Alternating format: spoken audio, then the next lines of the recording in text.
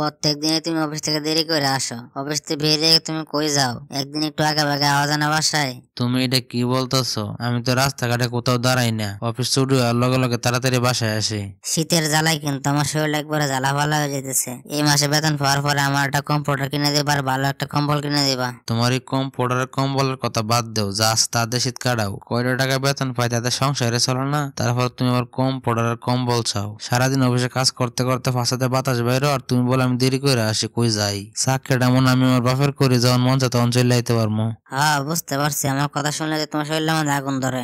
এখন কিন্তু মন মেজাজ খুবই খারাপ আছে। ওল্লা পাল্লা কথা বাদ দে, বাদ দো তাড়াতাড়ি ভাত খামো। কি এমন অফিসে চাকরি করো, রাতের 11টা 12টার আগে বাসায় আইতে পারো না? আর কাজ মনে হয় তুমি একলাই করো, বাসায় আমি বয়ে বয়ে খালি খাই আর ঘুমাই। এই শীতের মধ্যে যে কম্বলের তলাতে বের হয়ে রান্না বান্না করি, তোমার খাওয়াই, তাতে কোনো আমার নাম নাই। হয়েছে যাও যাও, খারে আর বাসান দেওয়ান লাগবো না। তোমার লাগে কচুর শাক রান্না করছি, শুটকি দিয়ে আয়ো খাইবা। কি যে একটা ঝামেলার মধ্যে আছে আমি, তাক এখন রাত্রেবেলা আর ঝামেলা করবো না, তাইলে আবার রাত্রেবেলা না খাই তখন লাগবো। বউ যা রান্না করে তাই খাইতে হবো, তা না হইলে কবলে ভাত জুটবো না খাইতে। আর কি প্রচুর প্রচুর গুজর গুজর করে কি কইতাছো? এক সপ্তাহ ধরে তো বাজার করো না, কালকে যদি বাজার না করো তাহলে কিন্তু খালি ভাত খাওয়া লাগবো। আচ্ছা ঠিক আছে, আনবো না। এখন আগে বাদ দেও তো, পেটের মধ্যে অনেক ক্ষুধা লাগছে। হাই রে আমার পুরা কপাল, সারাদিন অফিসে এত কাজ করার পরে বসার মন হয় না, আর বাসায় এলে বউর মন পায় না। সারাদিন কাজের কাজের ফেজর ফেজর করতেই থাকে খালি, জীবনটা একবার তেনা তেনা তেজপাতা হয়ে গেল। শোনো, তুমি এতক্ষণ কি কইছো না কইছো এগুলো কিন্তু আমি কিছু শুনি নাই। এই মাস শেষে আমার একটা কম্পিউটার একটা কম্বল কিনে দেওয়া লাগবেই। আমার অফিসে যে পরিমাণ কাজ, কাজ করতে করতে তো আমার জীবন যাইতেছে,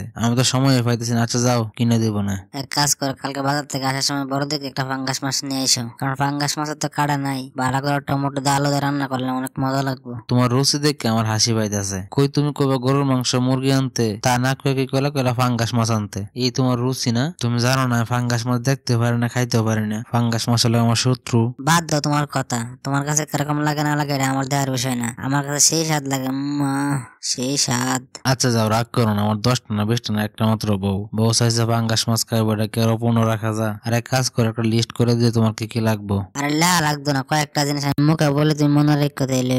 আচ্ছা ঠিক আছে, তাহলে বলো তোমার ফাঙ্গাস মাছের লাগে আর কি কি লাগবো।